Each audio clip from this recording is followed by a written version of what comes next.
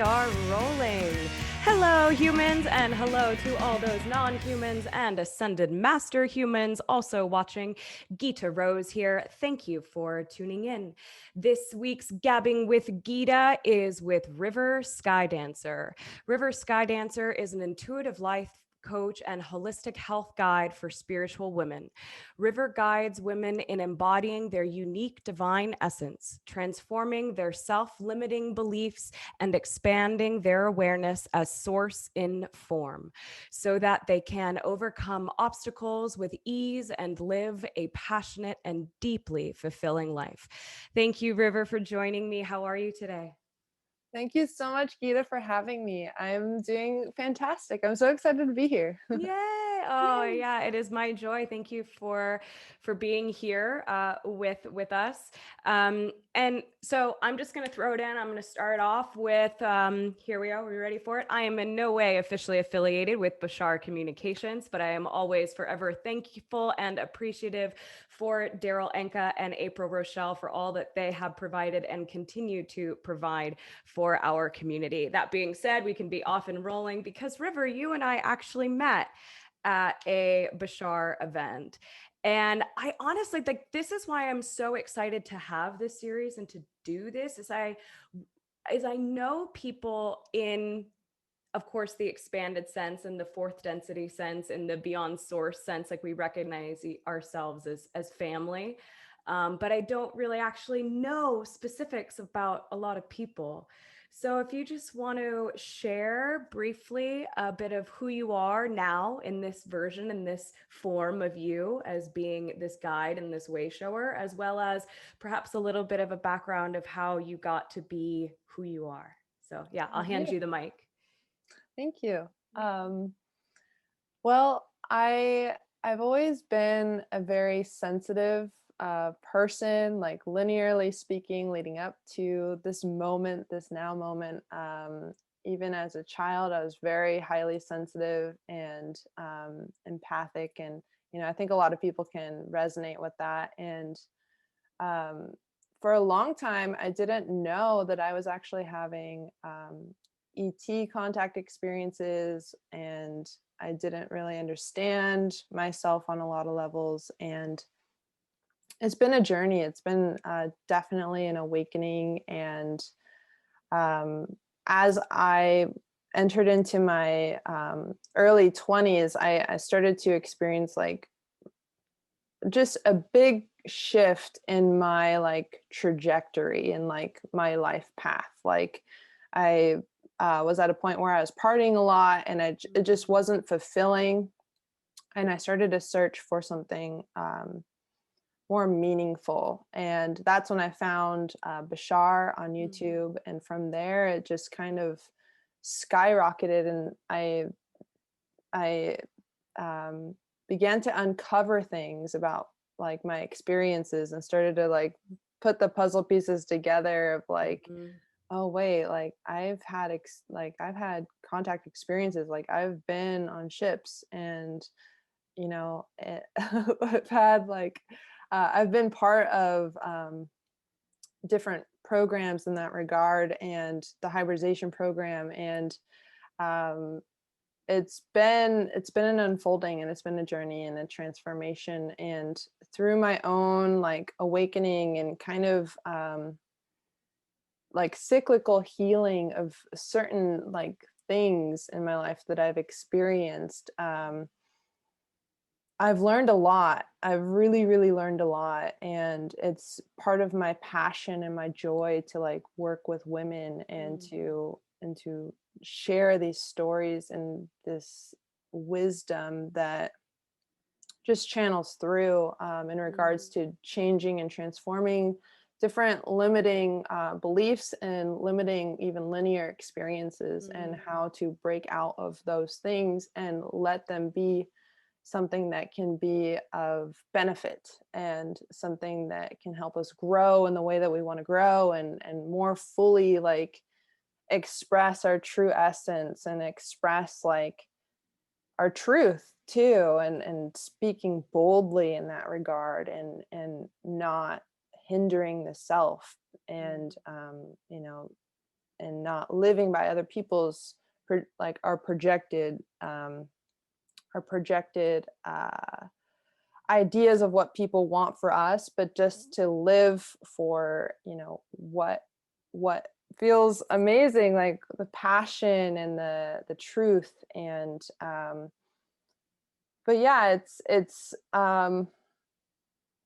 I think that it's important to talk about sometimes how like the spiritual journey is not always like butterflies and rainbows. Like that's that's part of it, absolutely. And there's also like dips, and there's like sometimes a roller coaster or like a cyclical um experience. And so like just validating those things as they come up, and sometimes it's nice to have a guide who's Mhm. been there and who can show you like how to navigate and give you tools to better understand yourself and get curious about some of those dips, and help to kind of streamline and smooth those things out. So uh, Yeah. yeah. Yeah, it's beautiful. Thank you for sharing that. And it's especially at this time too. It's we all, because we all know these concepts to be true. Like most of us listening, we're like very aware that it's a roller coaster, it's ups and downs, it's, spins and turns and surprises and affirmations and synchronicities and further revealing of the mirror to like like get off those little smudges and stuff. And it's so exciting for me personally to be able to see more people stepping out and sharing their services. And honestly, I think we're in a new type of paradigm that we don't really even know exactly what it's going to look like in terms of being these potential guides or way showers, or because it's like, yeah, again, I'm just kind of like, I don't really even know what I'm talking about. It's just kind of, I don't necessarily have full language for it. It feels like a potential turning point of taking things to the next level of our offerings and allowing this true mirroring space for people to see the guide within and to just like receive that validation in many different ways. And then of course being able to expand different networks and offer services or perspectives to people that may have never heard these concepts before, right? It's that chain and that um casting many ripples with one stone. That's the way that I've been saying a different form of killing many birds with one stone, right? We can cast many ripples with one stone. And I think especially right now during this shelter phase, or the isolation phase, like really being in the soul and being in our spaces still, or in this phase of compression, we're granted this time to go through all of these different experiences and to like really perhaps change or step into new forms of what it looks like to be a service practitioner or server provider in these arenas. um yeah, and I don't know even know exactly what it looks like, but I'm just curious, like what comes up for you, or what resonates with you in terms of how things are really kind of shifting in that way. Yeah. I think that what you said about being our own guide is Mm, really, really important. And yeah, I feel like we're yeah, it's kind of like unknown territory, like mm, really. And it's but it's fun to experiment with different things, and to play, and to um I don't know, talk about these things, see where they go, and see what's discovered. And mm. yeah, letting ourselves go with the flow of not knowing. Like it's okay to not know, and it's okay to play, and it's okay to experiment, and it's okay to just let things kind of unfold as they come. And I Mhm. think that it's been really awesome to have like community, and even if it's online, just like connecting with other people that are like-minded. And like we're really in a space, I think, to really start formulating these ideas together, and Mm, just throw around ideas of how we envision like this paradigm shifting and how Mm. we envision like our ideas of government. Um and I think it even comes down to the practical like action taking level of like um starting with where we're at of like voting and you know taking whatever actions in that regard that's exciting. And just kind of using our voices in that way, I think is a great way to start. And I think that, you know, in the years to come, things will be shifting a lot in that department of like our, you know, collective governments and things like that. But Yeah. Oh, absolutely. There's so many things that you said that spark inspiration and resonance, and just kind of circling back to, still having the excitement that I have of like wanting to provide a platform for people to share what they're up to, the services that they're providing, but also like really anchoring in and then kind of taking it to the next level of what you said about being able to hold that space of community, of conversation. And I think that's a big part of building this new paradigm, right? Is knowing that there's room for everyone at the table because everyone has a different spice, a different flavor of whatever their offering is, or a different part of the mirror to reflect to, right? Even if just one person sees one post or whatever. And this has kind of been like a theme that I've been talking about, and utilizing people stepping forward on their social media platforms and sharing their services and making videos is really kind of a permission slip for anyone and everyone who's wanting to use their voice and to talk more about different ideas.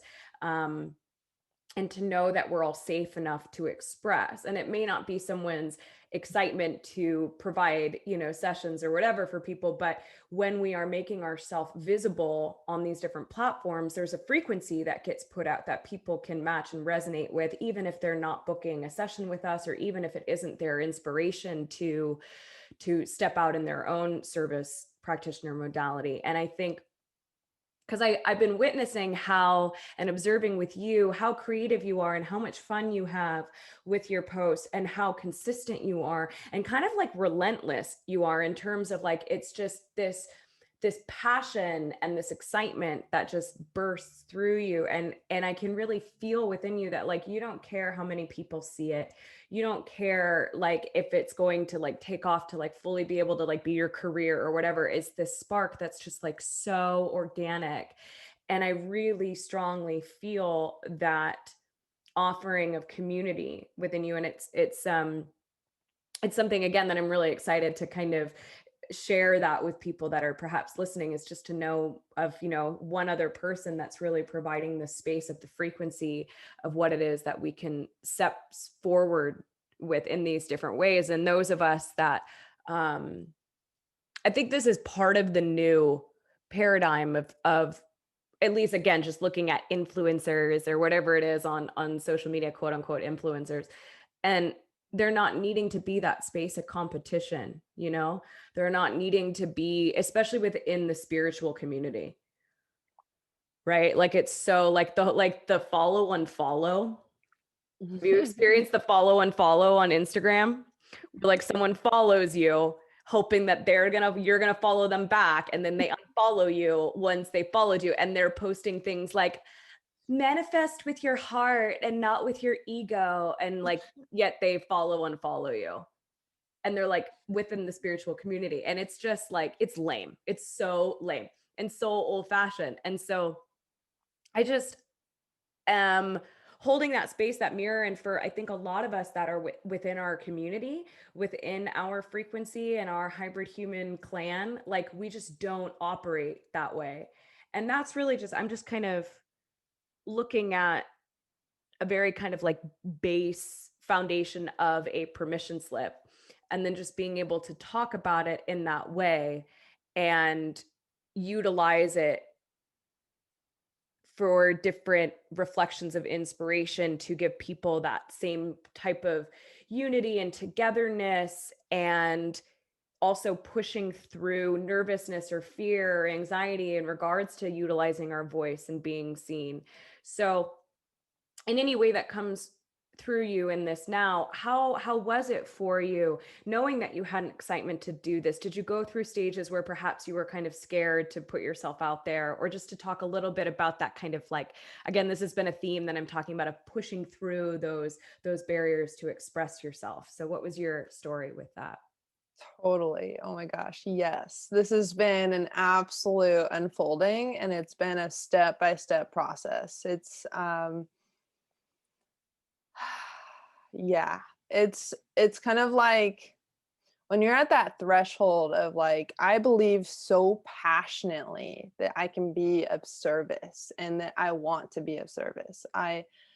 That is my joy, when you feel so deeply that calling. Sometimes what can surface is like a deep fear of failure, of Mhm.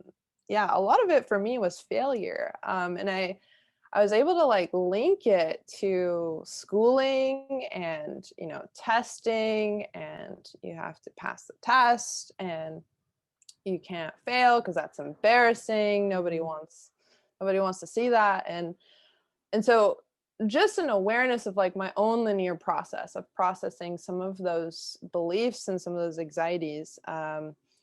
It's it's something that every now and then still comes up, but it's something that my passion outweighs any fear or Mm. anxiety. And um, it's definitely just a commitment to show up even if there's some resistance at times. Mm. And and honestly, like belief in myself, Mm. and trusting like myself, trusting my intuition, trusting my inner guidance of just, this is what I'm passionate about. Like, I'm not going to give up because I love it. And so just like keep going. Like, that what you're talking about, like the pushing through, it's like you got to let your love for what it is that you want to do, no matter what that is, let the love be stronger than the fear, and coming from a Mm. space of integrity and alignment and abundance, because that love and that joy, that's abundance. And Mm. so when we're just giving from that state, it's like that's when we're opening ourselves to receiving abundance in all the different forms. And so remembering why you're doing it is to be of service in some regard, Mm. whether that's art, or whether that's singing, or whether that's music, or whether that's coaching, or channeling, Yeah, or like like all what you different. were saying too about taking different types of action, whether it's talking about politics with friends, or talking about it with yourself in different ways, or going to your city councilman and seeing what people can do about creating new ways for water or solar or whatever it is. Like um, there's that fear that can come up, or there's that continuous belief of being in the separation, of being in a very density experience, right?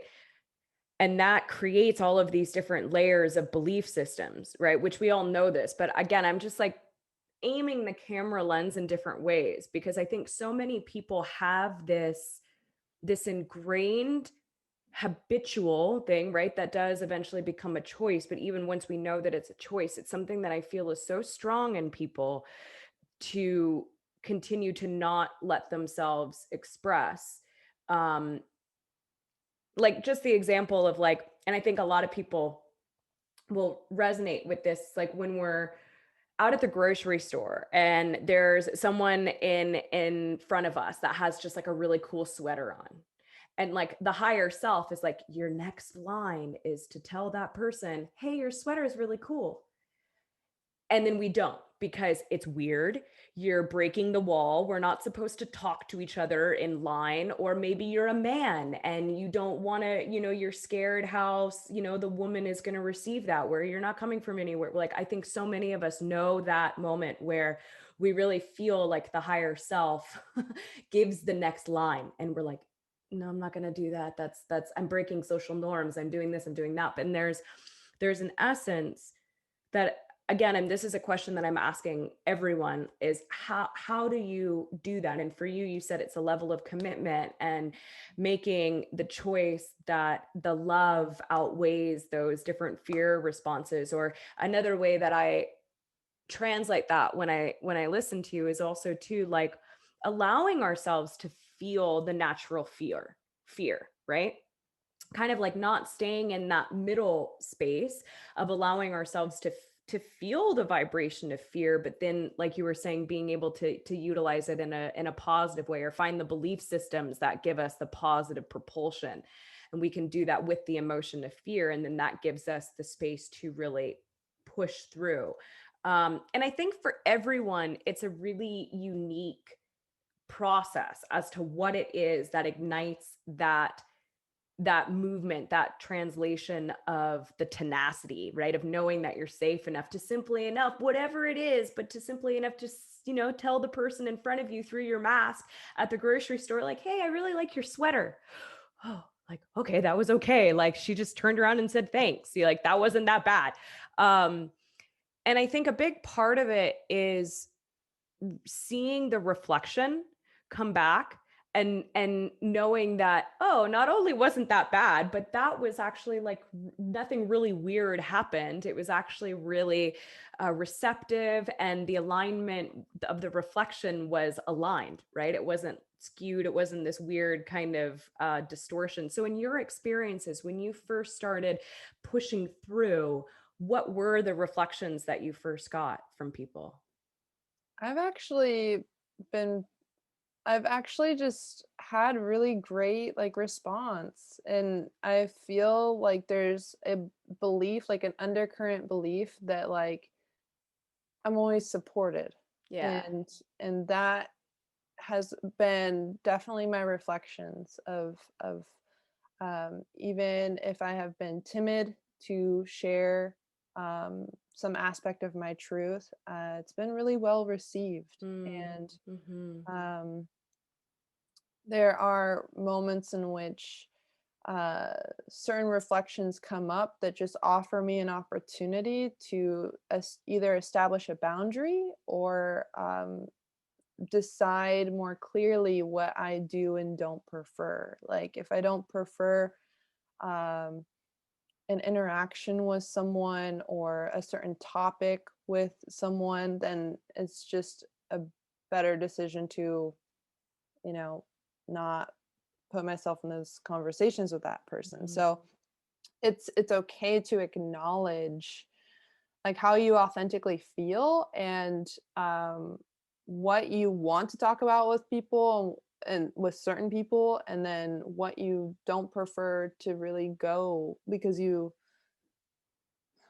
because that's just the way that synchronicity just Mm, reveals it, and that's okay. mhm. um, Beautifully said. And in those moments when we get stronger with pushing through and showing our authentic self in whatever the situation is, then kind of what you were saying in terms of the synchronicity provides, the way that I translate that is we begin to know very instinctually in each and every moment what needs to be said to what individual, how it needs to be said. Would you agree that that's kind of how it begins to morph?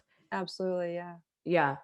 And then we always align with either a really, really receptive mirror, or again, as you were saying, then we see the nuances of what it is that we need for us, and that can be in that very integrative way. So thank you for sharing that in your own words, because I feel that a lot of us conceptually understand this, and really it's only through our physicalization living of experiences that we get the knowingness in our hearts. But I think it can really help people just to hear different translations and different ways that people um, integrate this part of, the formula, or this part of metaphysics in that way. um, so yeah, beautiful. Thank you so much for sharing that. And so I just kind of want to pivot a bit and bring in a new topic or a new idea, because something that I'm so excited to see you providing, and I'm curious to know more and how this arose and how deep you want to talk about it, is your grandmother ayahuasca activations. Being able to activate that journeying space, to hold the space of grandmother ayahuasca without the ingestion of the medicine itself. So if you just want to give a brief overview, and we'll just see where this goes. But I'm so excited and curious of this level of your offering. Oh, thank you. Yeah. So like I think it was about 3 or 4 years ago. My very first experience with ayahuasca was completely just through the energy of it. Like I had never had ayahuasca in the physical sense, and I honestly became very when I heard about ayahuasca, when I first like learned about it, I just couldn't get enough of it. Like I had to know everything there is to know about ayahuasca. And for about 5 days, I went on this ayahuasca binge on like YouTube and documentaries and articles and just like everything I could get my hands on. And uh, through all the researching and the absorbing of the information of just like other people's experiences and um, like the physical sensations, and every time I would read or listen to someone sharing what they had saw or what they had felt, I would be constantly putting myself in their shoes in my imagination. I would step into the vibration of I am this person sharing this experience, and I am this person in this ayahuasca ceremony. And I would get I would entrain just naturally, just because I was so excited about it. I just entrain myself into what it's like to be that person experiencing it. And I did this over and over again for 5 days. And I left it up to higher self of just like, I know it's possible to have an ayahuasca experience without taking the physical medicine. I know that because anything is possible if I choose to believe it, if I choose to resonate with it and be open to it. And number two is I completely let go of expectation. Like I'm just doing this because it's fun and it just feels good for me. And I let go of all expectation as to what the timing is, if it even happens or not. It doesn't matter.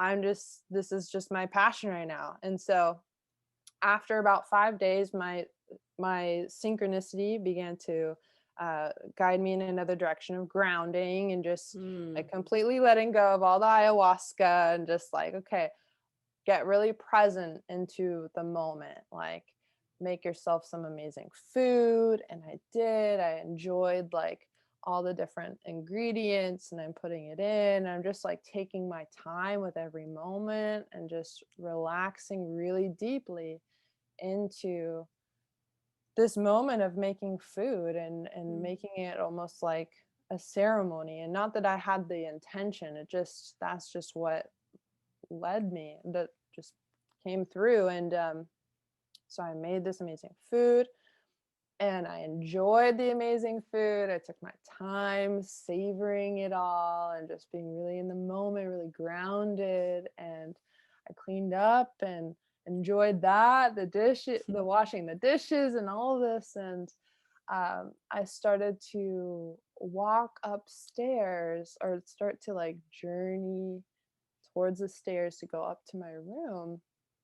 And I just started to feel like nauseous out of nowhere. And I was like, what's wrong? Like, did I make my food wrong? Like, did I put something I'm not used to eating in there? Like, what's wrong? I never feel sick. And I was feeling nauseous. And it started to progressively and gently like increase.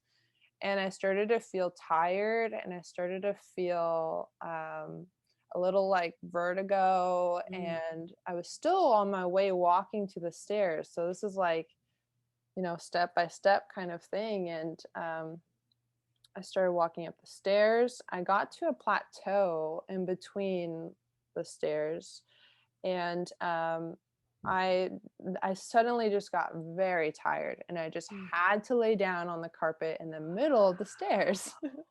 And so I did. Whoa, I laid yeah. down, and it was comfortable. The carpet's nice and cozy, and I just started to journey. Like, I started to journey, and I found myself like on a crystal planet. Nobody was there. It was just me and the crystals. It was completely silent, and there was dirt like on the ground, and there's like a little pathway, and the question that echoed through me was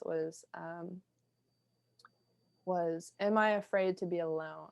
Mm, That question continued to repeat and get subtly louder until I fully acknowledged that that was being asked of my own like inner being, I felt. And um, once I sat with it and I really tuned into myself because I really wanted to be honest, I sat with it, and I felt vibrationally like, no, I'm not afraid to be alone. mm, I'm not afraid. I can do anything I need to do on my own. I'm okay being alone.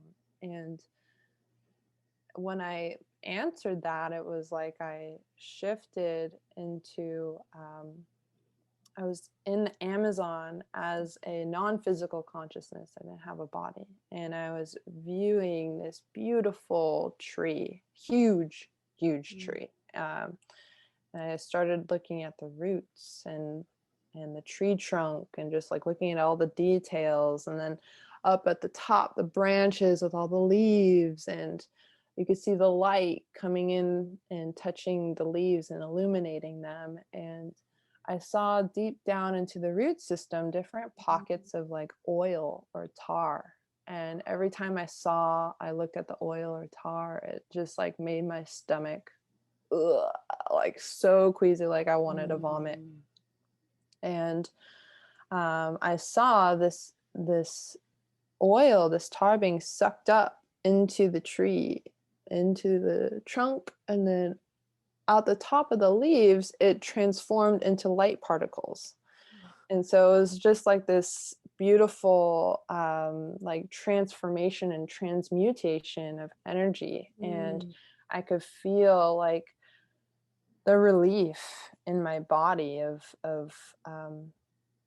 yeah, just opening up and receiving that action of transmutation of energy. And so the ayahuasca program is basically a bunch of permission slips to mm, help get into these states that are natural. And now it's when I choose to have certain kinds of experiences, no matter what it is, um, I just open up to it. And so this is, you know, a natural state for all of us, even if we call it an altered state, it's a mhm. natural state. And so yeah, this program is basically, it's called Ayahuasca Goddess Initiation. And it's basically different processes and different permission slips that we can utilize. And when we understand certain things about metaphysics, like Mhm. um, frequency and energy and the time space illusion a little bit, and just like recognizing that everything is here and now, we can tune into these energies here and now. And you know, it just adds to the full system Mhm. of yeah, recognizing our own like multidimensional nature, our source nature. And so I'm excited to bring that through too. So thank you so much Yeah. for bringing that up. Oh, of course. No, I was so excited to see you begin to offer um those just this concept in general, and then these specific courses. And I'll share too, I actually had a really similar experience and introduction with grandmother ayahuasca. For years, I had heard about it and I was like, I don't think that's ever for me. But everyone can, you know, have fun doing that. But I don't really think I need that level of depth of initiation, of the purging. And then through synchronicity, I was really interested in the frequency of her and listening to music and understanding more about the plants and how it all works, and the ritual of actually making the brew and the Icaros, the songs and all this kind of stuff. I went in like a really deep kind of, just like you, research mode. And then at some point I just had the excitement of like, oh, I'm gonna do a sympathy ritual is what it's called. So I had a friend of mine that I knew was about to have a ceremony on the Big Island, and I timed it. I went and got like what I thought was going to be a rather intense kombucha to drink, but it wasn't. It was actually really quite tasty. But I dove in more to research and listened to the music and songs and the drums, and I timed it in the appropriate time, and went out and outside and drank and had this whole kind of, you know, moment of connecting with the energy and of the Big Island, and of my friend who was in this same moment, you know, having an actual ritual, an actual ceremony. And then I went in and laid down and had this beautiful activation of just all of these visuals of seeing like the tapestry, the Icaros, that's usually all of the different lines and colors. And then I felt this call to go outside and go on a hike. And I remember being like really thankful that I was just having a sympathy ritual, because I was like, oh, if this was like a real ayahuasca ceremony, I don't know if I could move. I remember thinking like, oh, this is really fun that I've created this in this way, because I actually feel like I have a lot more control. Um, and it's like just enough of what I would actually need, you know, to be able to have the experience, not too much. And so I go outside, and the sun is setting, and there's all of these different colors, and I have like this fully psychedelic experience, and it's almost more bizarre and more empowering, because you know that you haven't ingested anything other than a delicious, you know, prepared conscious meal, or you know, kombucha that you've imbued with the frequency, the idea of it. And it's almost more bizarre and more of a trip to experience these things that are our natural states, right? To see the hologram, to see the projection of the consciousness, knowing that you haven't ingested anything. And then this deer came down, and we had this whole interaction. This doe told me how I am in ways like the ET that's coming to interact with the nature. And I had this whole very in-depth reflection and lesson of understanding myself as the ET in many different ways. And very specific information to having to do with, we're unraveling the hair. There's like, it's like everything is like this tangled piece of hair, and we're unraveling the hair, and within the hair is all of this really intricate DNA, and this really very specific message about hair and DNA. And I took note of all of these specific things, and then later I shared the specific messages with this friend of mine, and he actually had really similar experiences that had happened. A doe came to him in his vision, and there was really specific messages about untangling the hair and understanding the fine threads of DNA and taking ownership of your own ET nature. Like the messages were almost exactly the same. Wow. Yeah, really cool.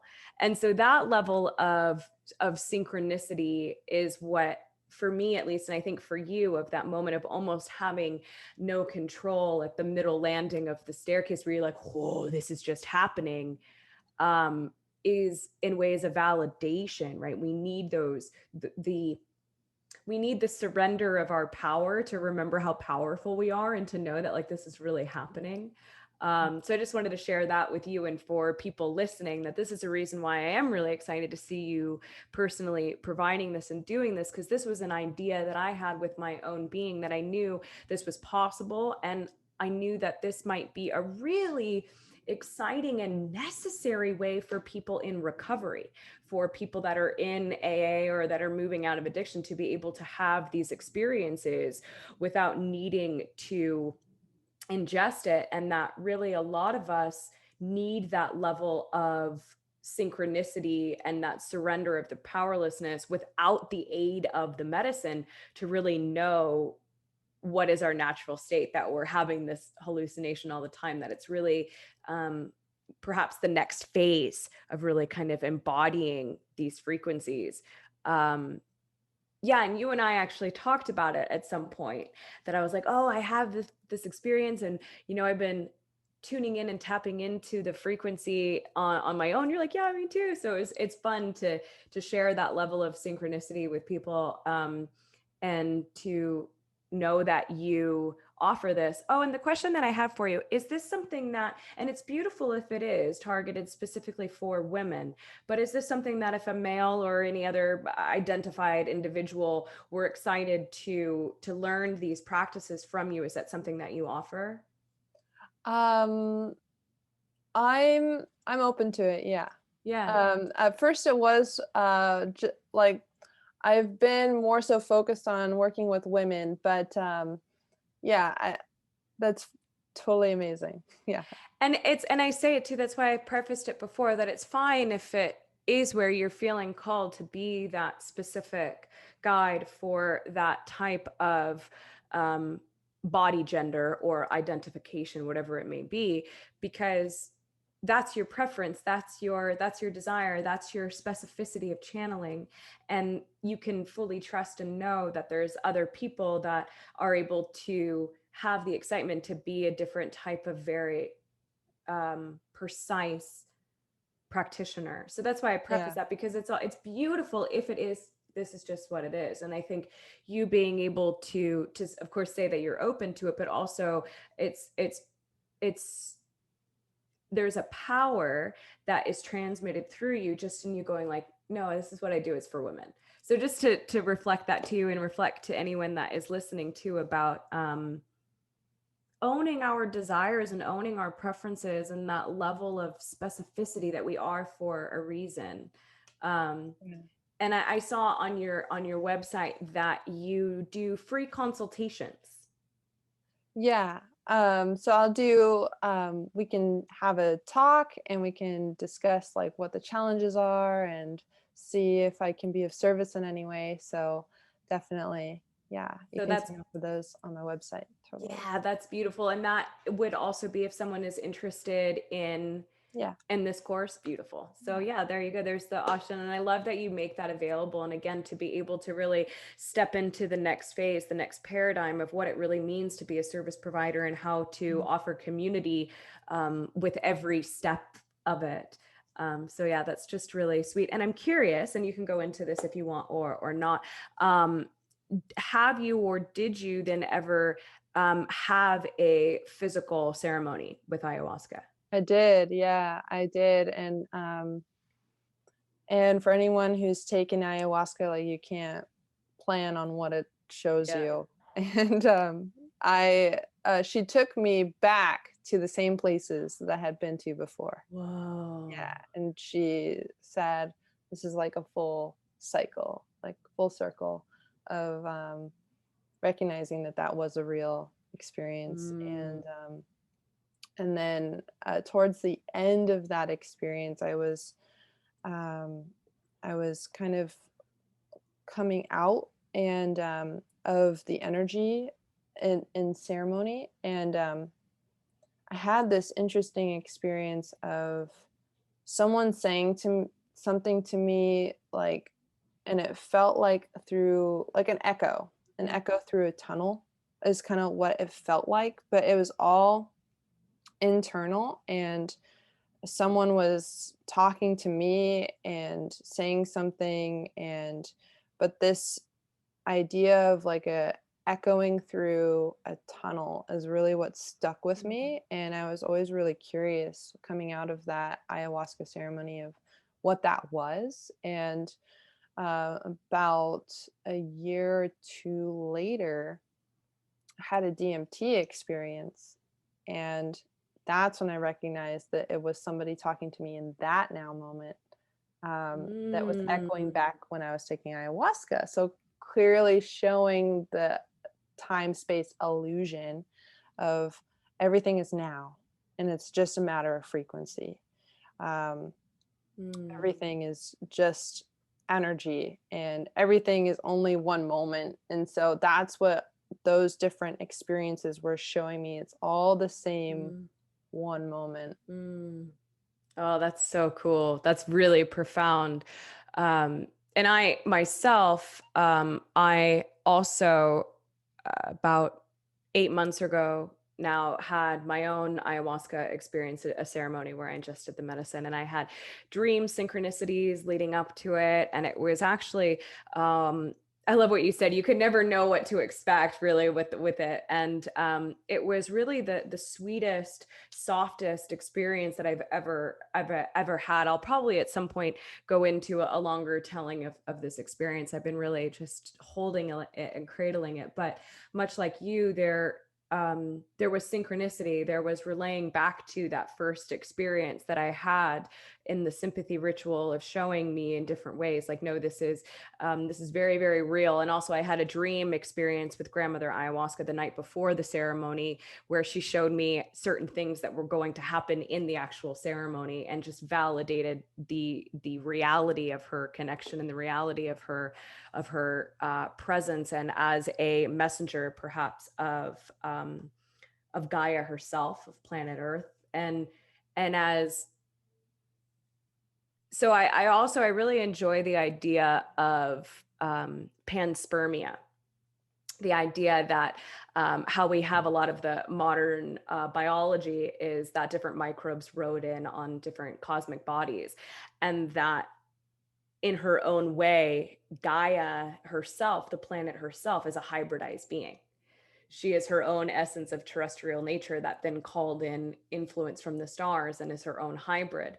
And for me, that's where I continue to take the embodiment of what it is that you're saying. Another example of it is that where everything is here and now, right? It's all here and now, and that we are planet Earth, that we are Gaia, that we are this fractal of the tunnel of the hybridization that is essentially all life as we know it, right?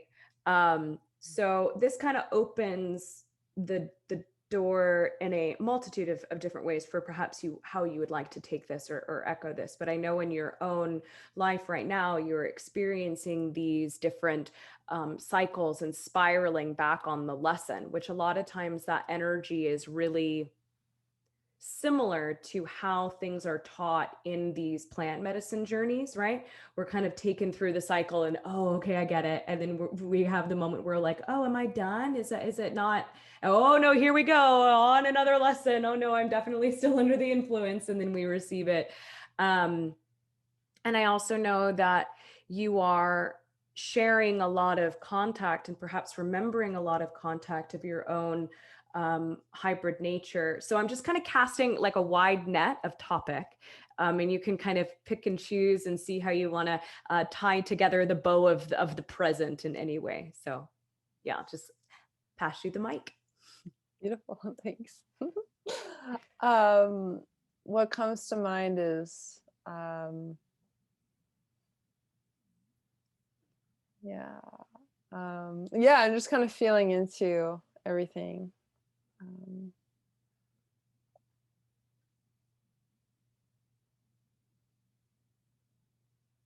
yeah, but just recognizing, like you were talking about with hybrid Earth, like that we are extensions of that hybrid Earth energy. We are nature. And nature is, yeah, the embodiment of all of these different connections. And I think we're so used to like this idea that we're separate, but we're literally nature itself in a human hybrid body. And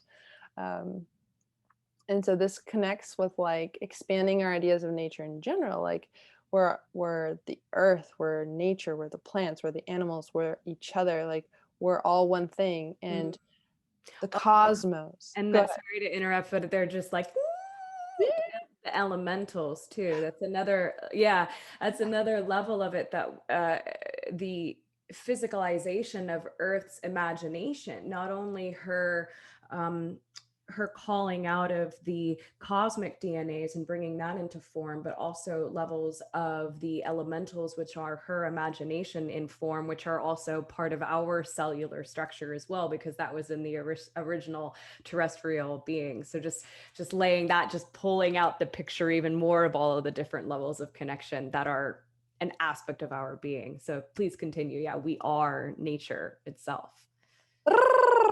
That just wants to come through. Ah, yes, the nature spirits and the Sasquatch and all the elementals, and we're all one interwoven web of connection and community and unity, and we're expanding that family of the cosmos, and like the Yael and the Sasani and the Pleiadians and the Lyrans, and like all the beings that have always had an interaction with Earth to some degree.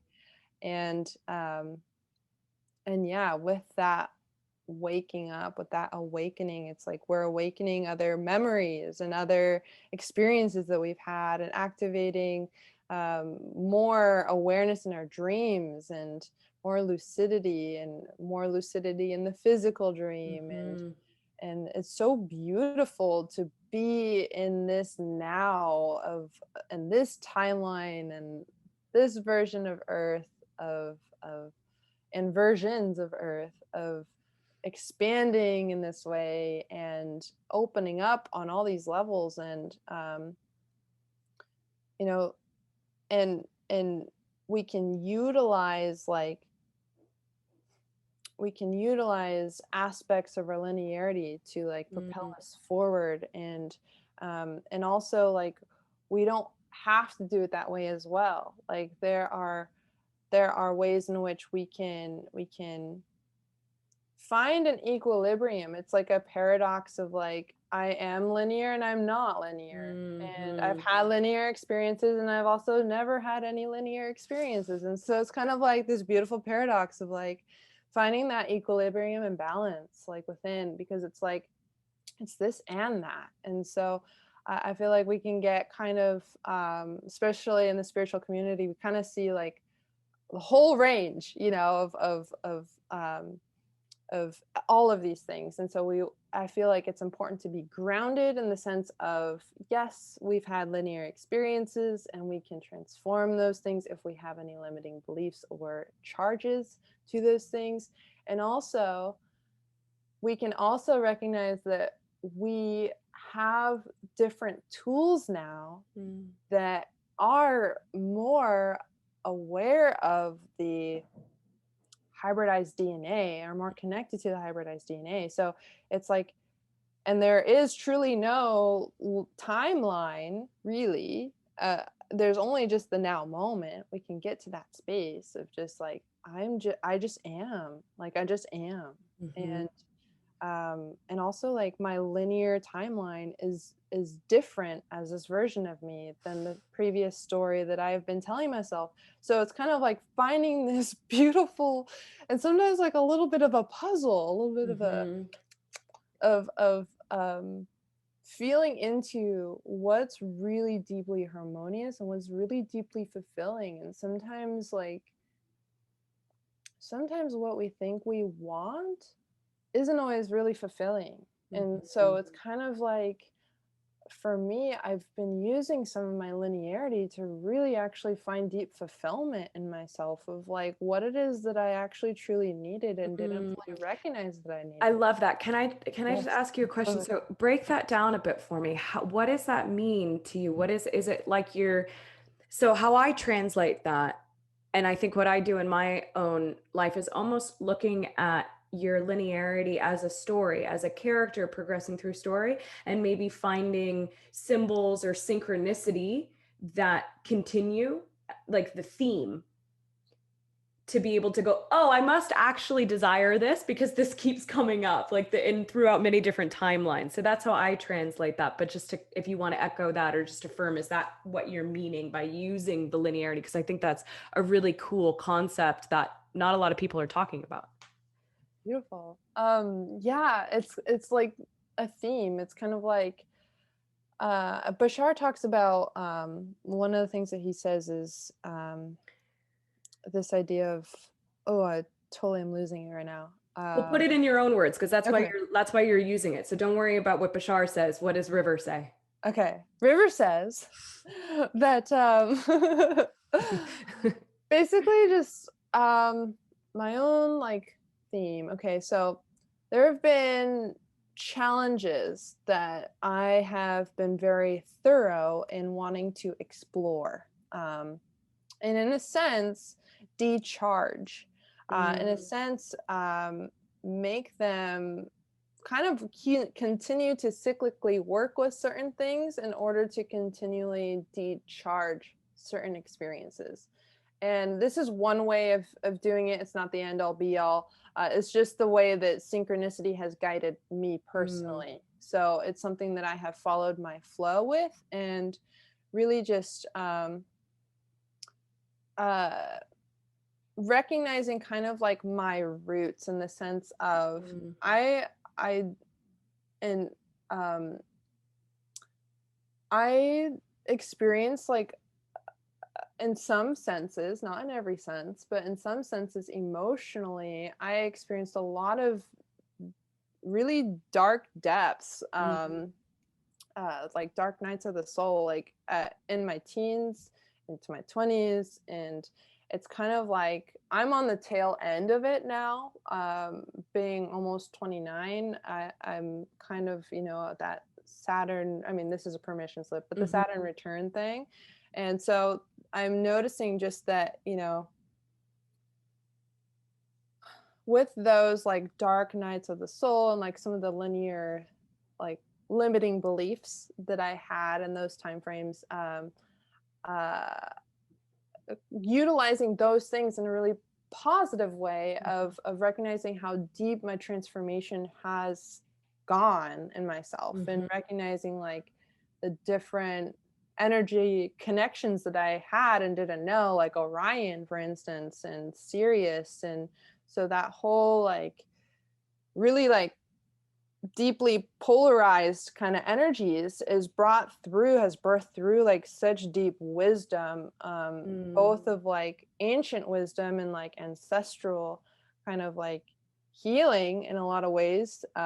Definitely my path has been mm, connected to that. And also like the galactic wisdom of wait a second, like I'm also a nonlinear being. I'm making all these agreements now. These are just soul contracts that I can mm, change at any moment. And like, so it's kind of just like, for me, it's been this beautiful dance of mm, polarity. And, but it's been something that has been really nourishing, because even though I experienced a great deal of pain at different points in my life, I've also I also know that a lot of these ideas were connected to religion at a young age, and having that kind of subconscious programming of like, you need to suffer, you need to sacrifice in order to get into heaven, so to speak. And like, um, and so just using these linear ideas, timelines, experiences in a way that I can actually reach more people, because I feel like it's more like it's relatable to a lot of people. for sure.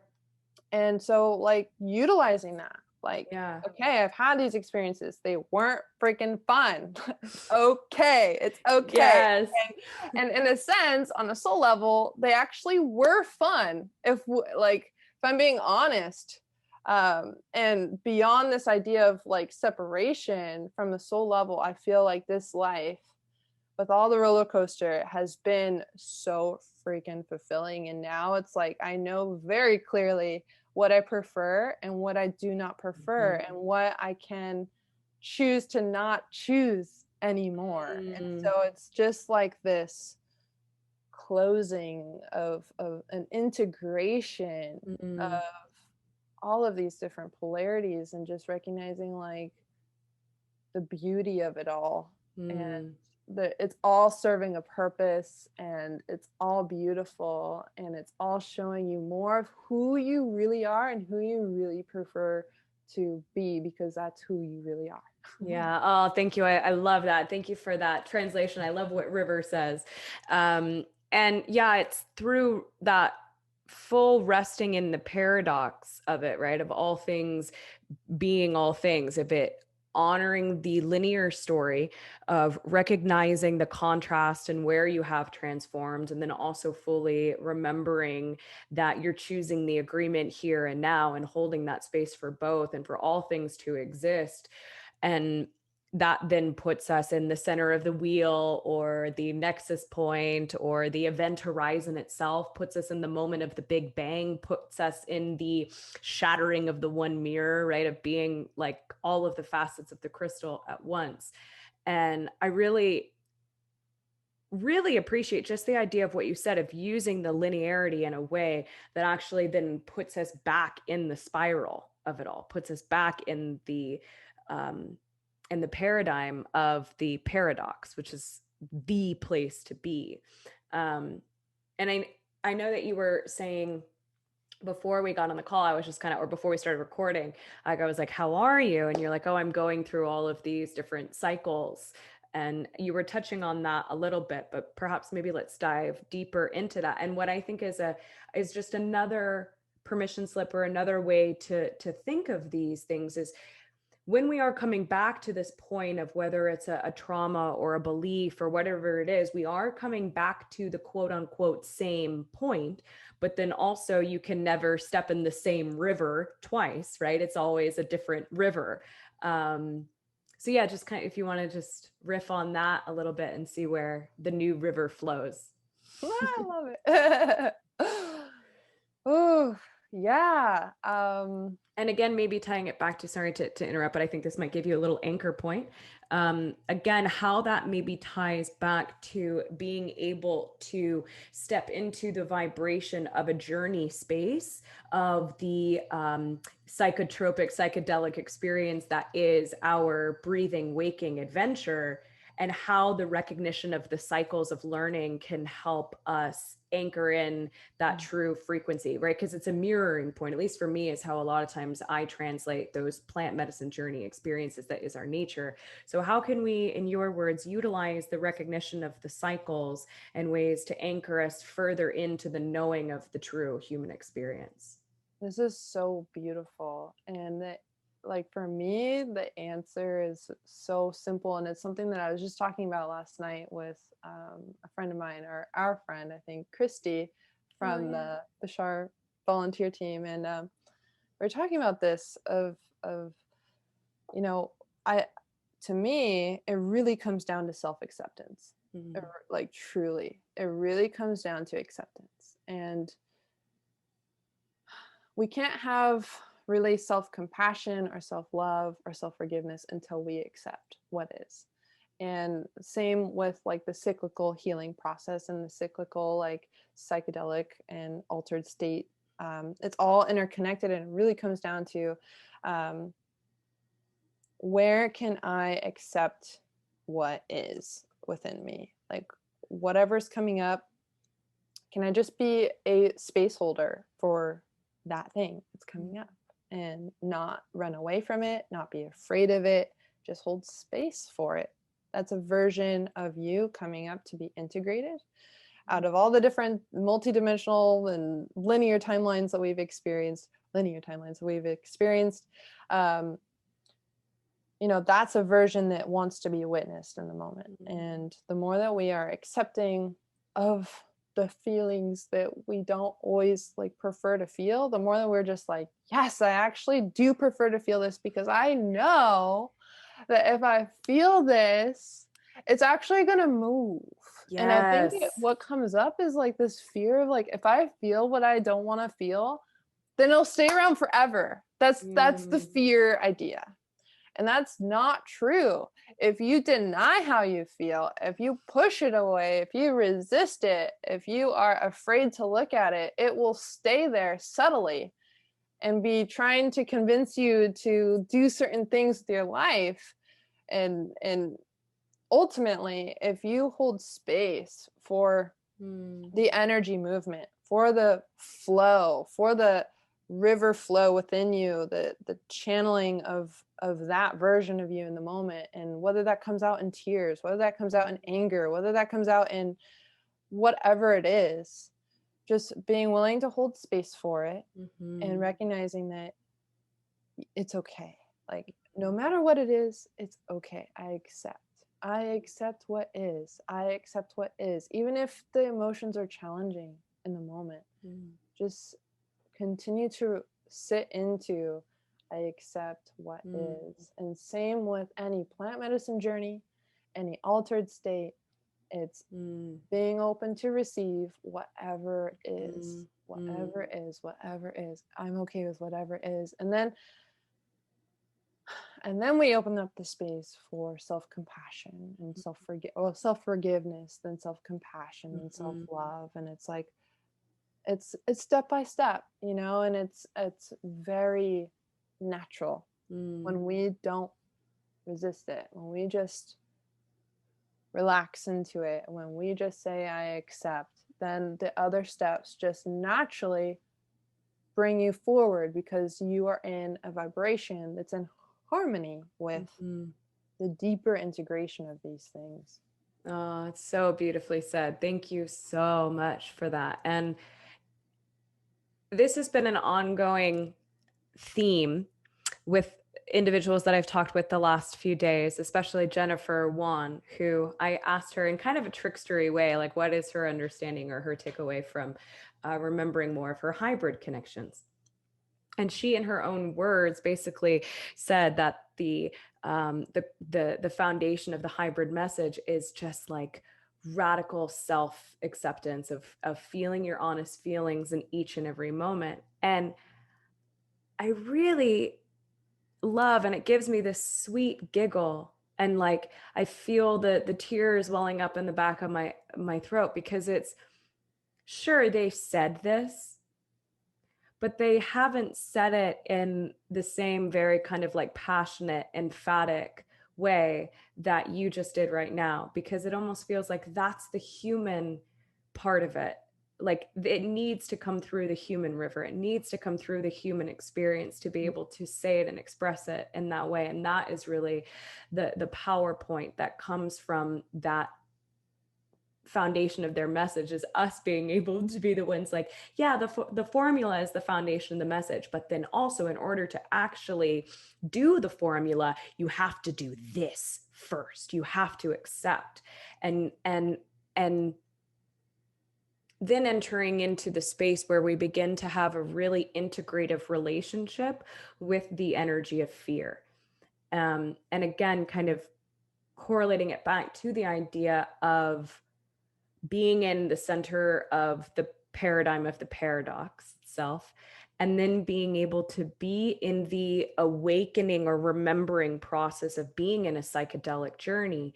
There is that surrender, like you're saying, that needs to occur. We have to feel the feelings, we have to feel the fear, and usually those things come up when we're just about to lift off, right? On the psychedelic experience, you're like, ooh. And I've talked about this before, that moment for those of us that have learned from these teachers, that moment where you are like, oh shit, right? But there's no going back. It's in your system. There's no going back. The only way through is deeper in. And I feel that on a larger scope is what is happening in our entire civilization right now. And we're slowing down that frame. And we're all in that moment of the realization that liftoff is happening. And we're feeling that resistance to the fear and the resistance to the surrendering.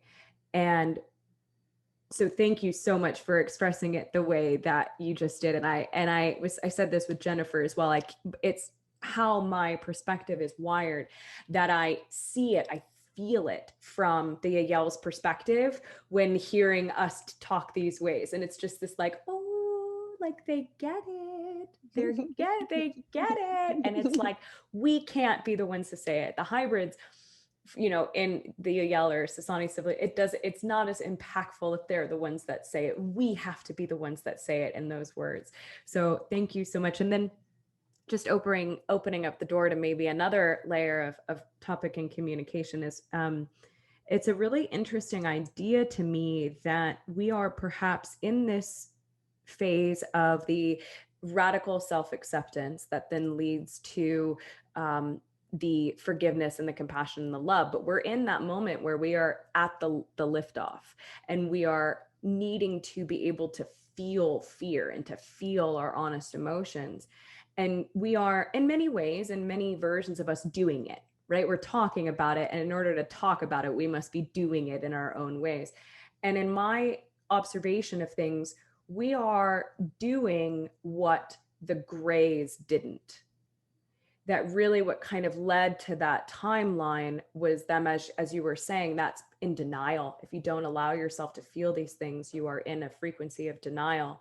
And the way that Bella translates what happened to the grays, to that version of humanity, is basically they stayed in that version of denial.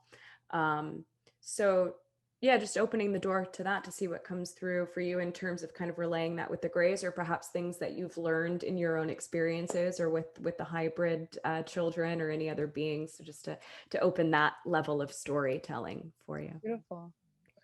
What comes up is this comes up is the idea of like spiritual bypassing, in the sense of, sometimes we want to be so idealistic and so like positive, that we're not always being honest about what it is that, we're really processing through, or like we're really feeling on some level. And so just this awareness of like, it's spiritual to actually be raw and real of how you really feel.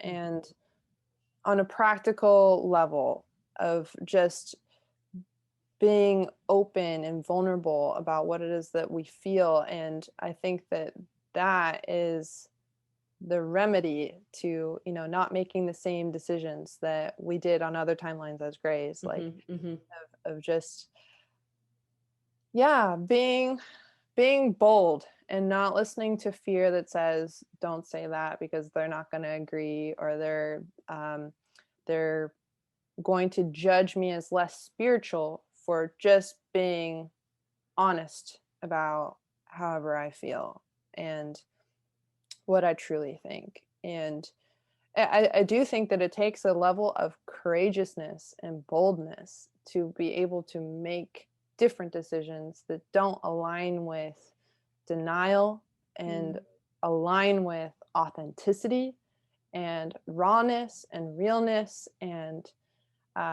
it's okay. It's okay. It's okay. It's okay. It's okay. I've got a question for you. And right now I don't really have the answer. I'm just kind of curious to see what comes through for you. Because things are at such a pivotal point of needing to express, how do you feel about if someone goes completely over the other direction, where it's almost like explosive, right? Of course, it reaches the point where it's, then now you've reached the full point of it being very negative energy. Just looking at the barometer of that, because I think that sometimes a lot of confusion that we have is like, well, what if I'm like really freaking angry, right? And how do we find that balance of the grace? Or maybe at this time, of course, if we're not going all the way into harming someone else, but is it, in your feelings in this moment, in this version of you, is it okay? Are we at a point in our civilization where it is all right to be somewhat explosive? I'm just kind of curious.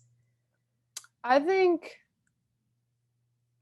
that you can learn from any situation. So if you create a situation for yourself in which you choose on some level to be explosive, you can decide, if that's really harmonious for you or not. And you can utilize any experience in a positive way. So I think, again, it comes down to self-acceptance in those situations, and not judging oneself for having made a decision that maybe is not in integrity or is misaligned.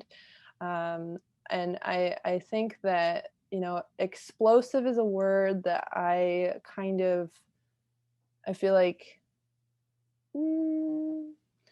I think it's good to express like frustration. I do. I think that sometimes um sometimes we can be brought up with certain ideas of like you can't express your anger, you can't express your frustration. And I think that you can vocally and do so in a way that is constructive. But we just want to be sure that we're, and again, no self judgment because you can learn from any situation, but just an awareness of like where, how far you want to go with certain things. And I think right now, you know, as a collective, we're kind of, we are expressing frustrations in different ways. And I think that that's a healthy thing because I think that uh, in order to really heal, I think that there is a level of anger or like frustration that has to be expressed on some level. Because if you think about it, sadness, sadness is like a really deep, like low vibration, and anger is like the next, or frustration is like the next vibration up. So I think that everything serves a place, and everything can be used in a positive way, and it's just a matter of, you know, what's truly harmonious. And you can express frustration in a way that, like I said, it's constructive, and sometimes is sometimes to a degree necessary when establishing certain kinds of boundaries, but it just depends on the situation. But I think, yeah. Oh, no, thank you for that. It was perfect. And it was really interesting. I was like starting to cough and had all of this like, you know, kind of energy that was wanting to move through. And it's still kind of happening. And I think where my translation of it is being able to find that ability to like slow down and to like wield the power, right? And then that's how we can like really, really know that we're going to align with an experience, with an expression of our emotions that is going to be completely like outwardly integrative, right? We can trust and know that we can alchemize anything, that we can extract the lesson from anything, that we can utilize the consequences, quote unquote, of our actions. But I think most of us have learned at this point that, like, oh, if I just had, you know, it's fitting, especially during these times with the coronavirus. If I just cough over everything and everyone and then I just really explode, I may really create some experiences that, of course, I can, you know, utilize for integration, but it might be the path of least resistance for me just to take that nice deep breath and know that I'm the master and like take the space in between the space and slow down time enough to express ourselves in a way that we're being really honest and authentic, but we're like wielding that power really wisely. I think for a lot of us too that are really high vibrational in terms of our DNA activations, those of us that know that we are part of these programs or that we are part of this contact, our swords are really sharp. And so to really take that time to not explode and cough over everyone and to potentially reap some negative, quote unquote, or challenging consequences, to really take the time to wield our really sharp sword very wisely.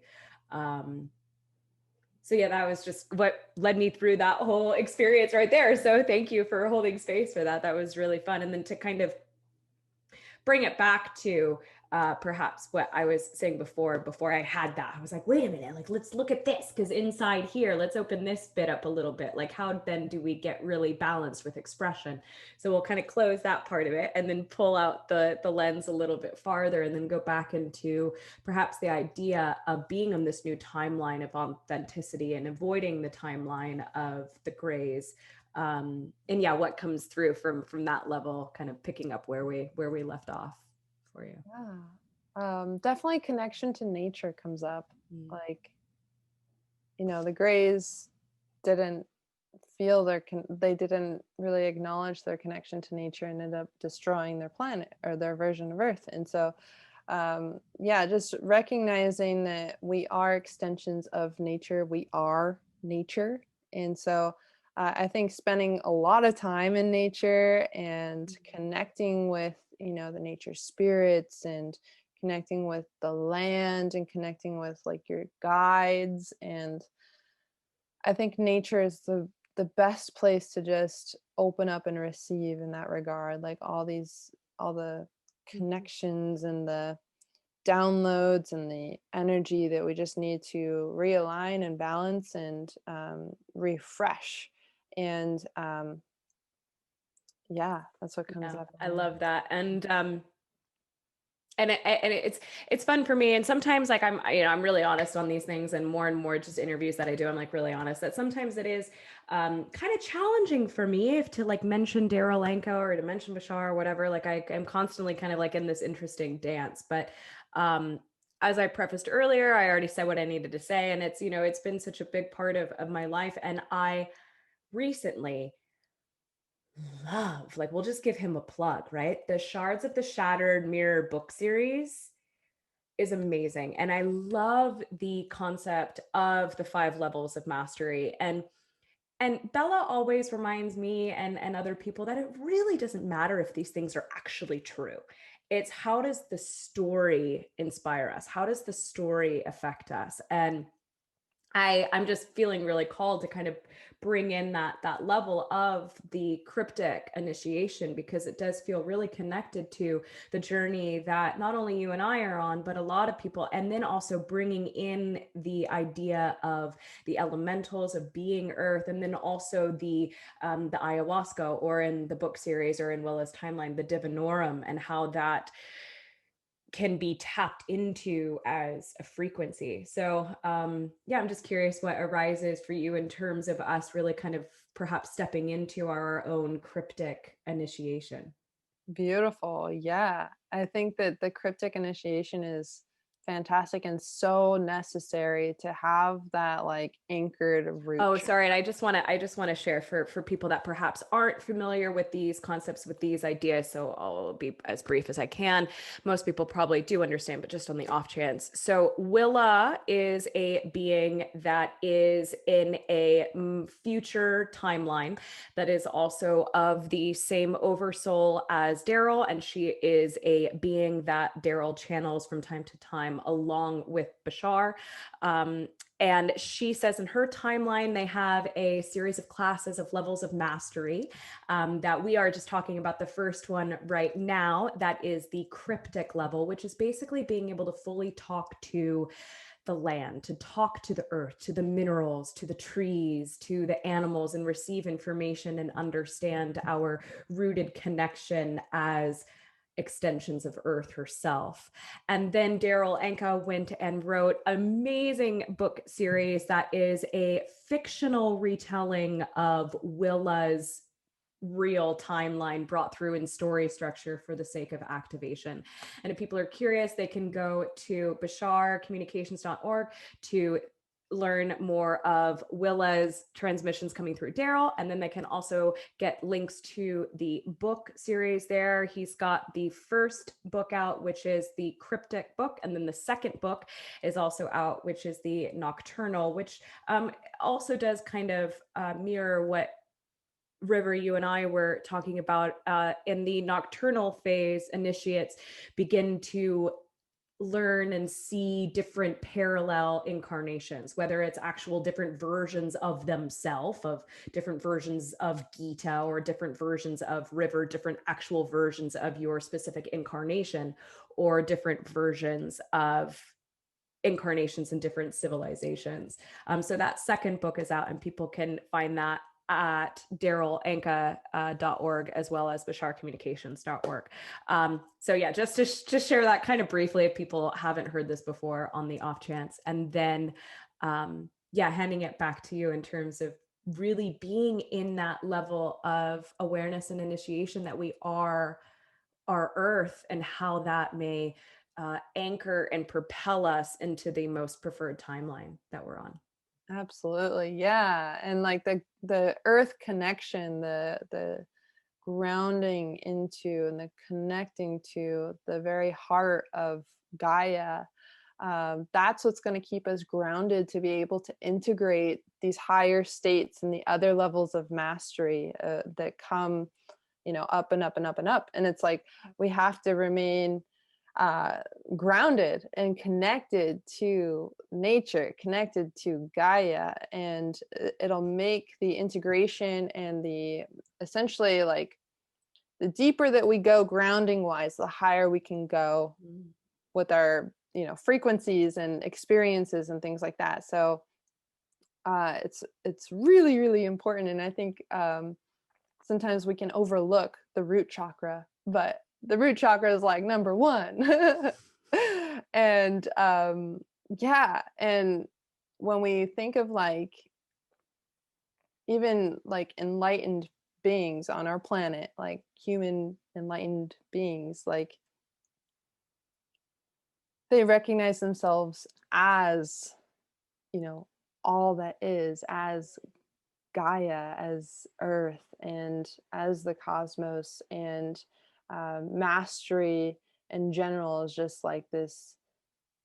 I feel like a sense of just like humble appreciation and just like, Mm. in a sense, worship of the connection as all that is, in physical form. Like everything is God or goddess, everything Mhm. is source, everything is all that is. And um yeah, I love the books. I love the way that they paint a picture, and they introduce these ideas through the lens of storytelling, like you said. And I just think it's so beautiful to be in those versions of Earth and just see how the characters like their processes and like how they look at things, and it activates that within us and our imagination. And so I think it's a great tool for expanding the imagination. And I'm excited to see where the series goes. Mm. And I'm on book 2. I haven't finished it yet, but it's so I've good. been I haven't finished it either, and usually it's really fun. Like I usually will just like blaze through books that I really enjoy. This one I'm really following my guidance and my excitement just to like drink in like one chapter, and then I allow it to really integrate, and I feel the lessons of the story, and I feel myself as all of the different characters, and then really taking in the permission slip of being able to look into the different timeline versions of myself. Like I've never read a book like this, or a fiction book like this. Um, and it's just so fun. And that's why I was kind of like, yeah, it's cool. I'll go into it. We can talk about it, because I honestly, I love Bashar, but this I think is my favorite thing. This series is my favorite thing that Daryl has brought through for us.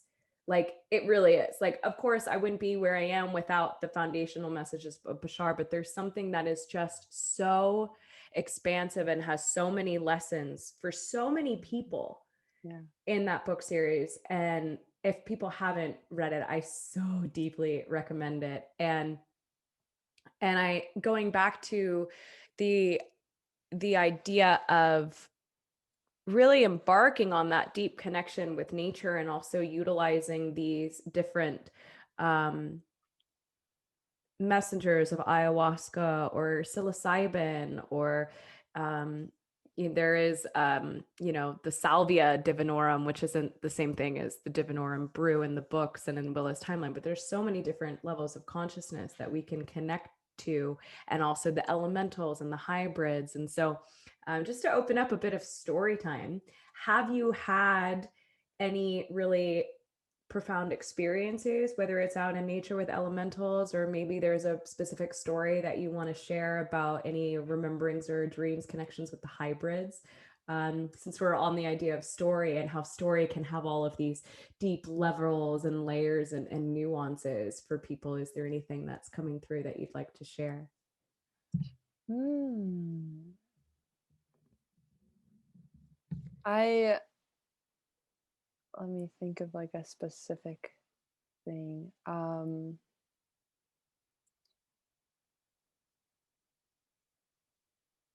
Well, I've been having a lot of dreams in general lately with connecting with like my hybrid children, and then also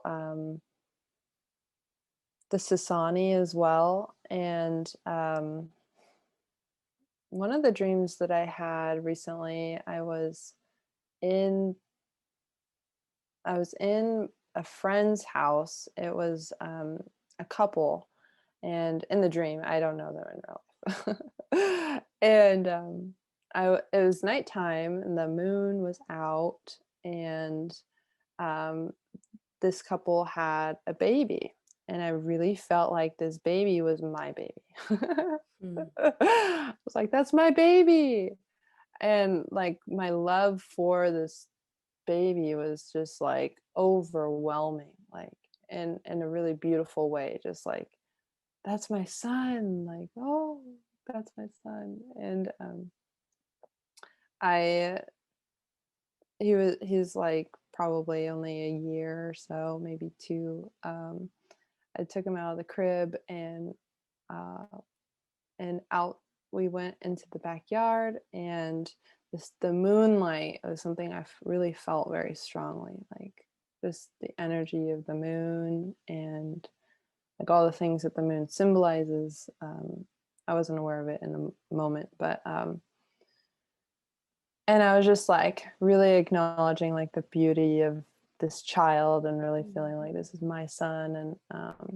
And then my like uh I don't know, egoic kind of mind started to seep in to the dream, and I started to get a little anxious that the parents would find me with their son in the backyard. And so I took the son, and I started to, there was like these stairs kind of, it was like it was part of the design of the house, where it was like three distinct kind of like stairs. But they weren't really designed to be stairs, but that's just how they looked. And I felt very excited about going up those stairs up to the balcony to return the son to the parents at the top of the balcony. And so as I started to climb, at first it was really good. The first level was really good. The second level, I started to feel a little bit weaker in my right arm. That was the arm that was like propelling me up, and I was holding um, my son in the left arm. And um, by the third one, I had gone like completely weak in my right arm, and um, different ideas of like things that I don't even really think about, like of not trusting the government and Hmm.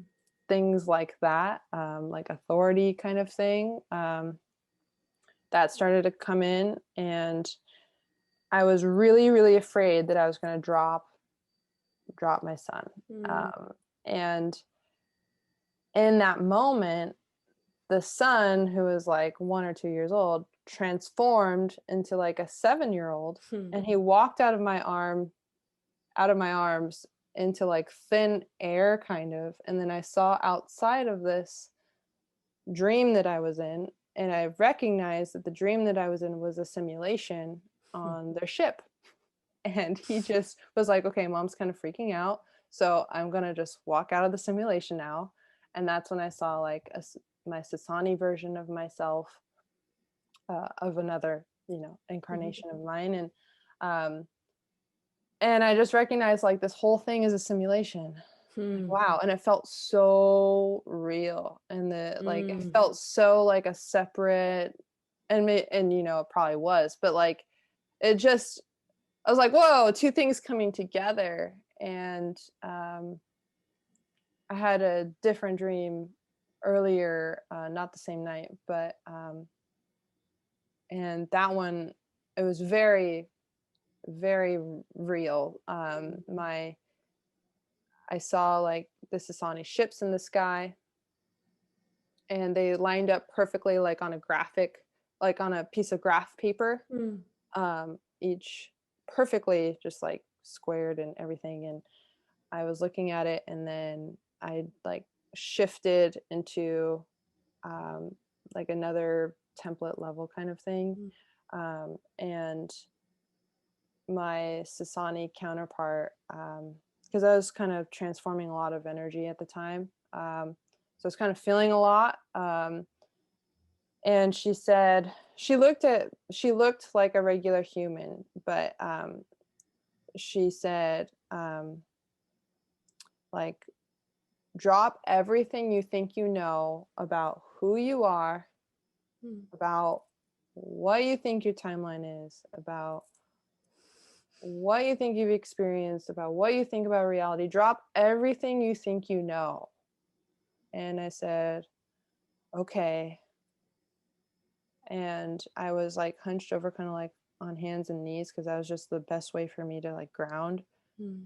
And as I said, okay, like, she placed her hand on me. I could feel it like on a physical level. She placed her left hand on my right shoulder, and everything melted, and I just cried. I just Mm. cried. And it was so good. And I was I was surrounded by my hybrid kids, and Mm. it was beautiful. But yeah, those are the things that come to mind. Oh, that's gorgeous. Thank you so much for sharing. And I love the idea of just kind of leaving that there, because I feel like you've done your own um investigation of what the symbols mean for you. And I think you even made a video of it, and it's up on your YouTube channel if people want to go and check out kind of your interpretation of it and how it served you in your day-to-day life. But I love just kind of leaving it there for people as a story, because the symbolism is so apparent in a multitude of different ways for people to be able to extract and to utilize, and to utilize the story in a story format that is the best without needing to explain it. You know what I mean? So because both of those are so rich with imagery and symbolism and overlay and humor and heart. And thank you for telling them so eloquently and honestly and beautifully.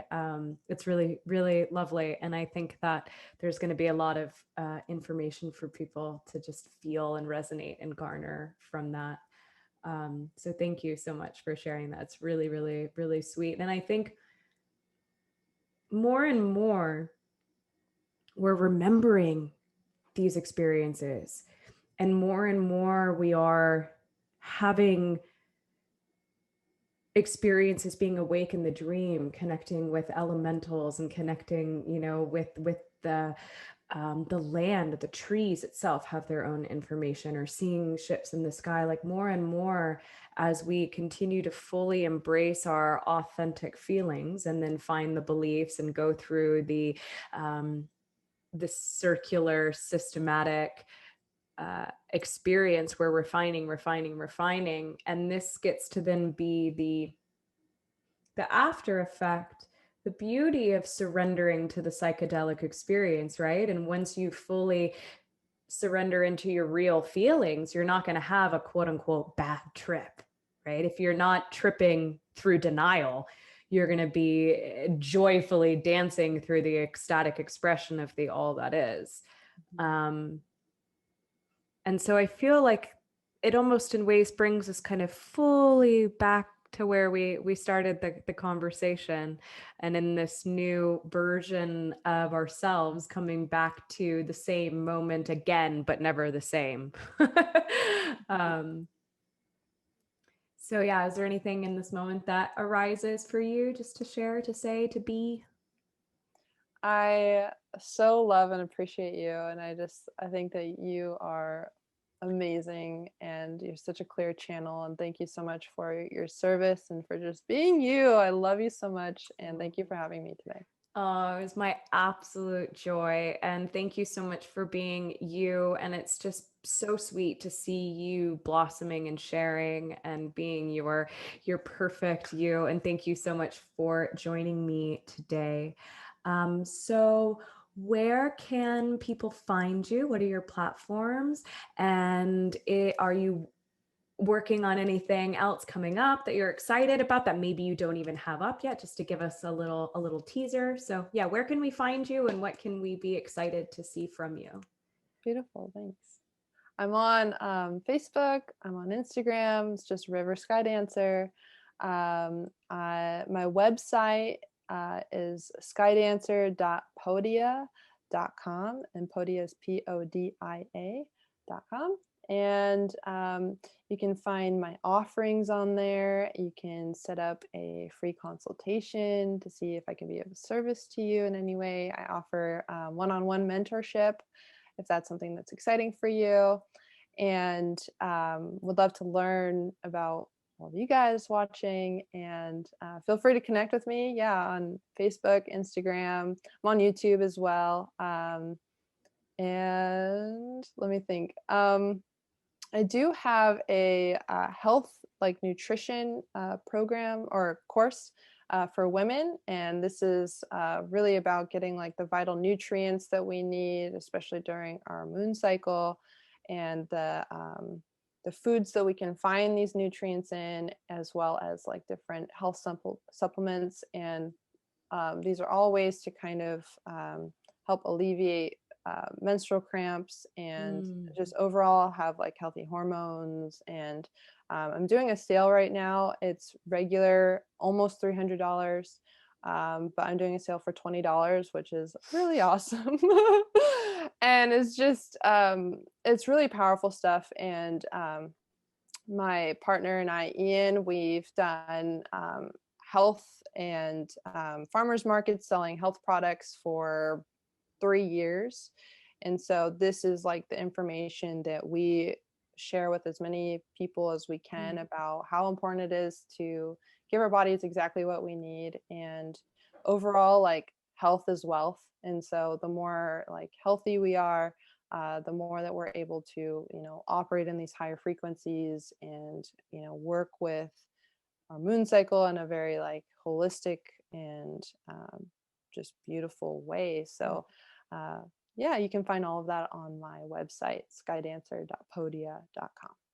Thank you, River. That is so exciting. And I was having so much fun perusing your website yesterday. You've got so many different options, whether it's the one-on-one coaching, the ayahuasca activations, the health wealth, and then you also are doing different community events. So different moon rituals, and the ticket is like $35, and you get this whole beautiful immersion experience that people can also go back and have the download for, and to always be able to go back to that and to have that community experience, especially while we're still in this time of, depending on what state you're in, state of belief system, or state of the union, or state of the Americas, whatever country, state that you're in, we're all still potentially having these experience of separation and diving into the inner web in this way. So it's really beautiful that you have all of these different offerings. So people, like, they can go and check out that and follow and participate in these different ways that we are stepping out and being of service and offering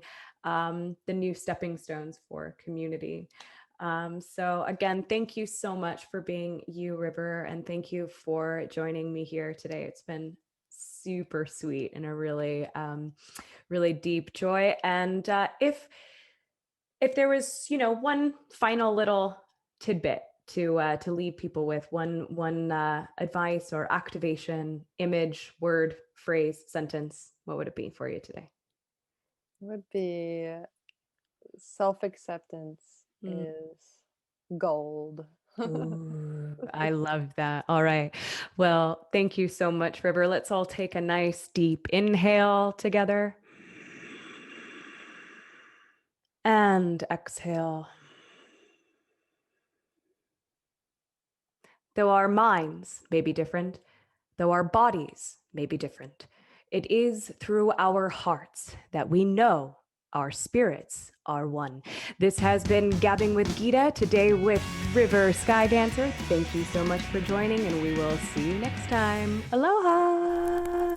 Say goodbye, River. Aloha!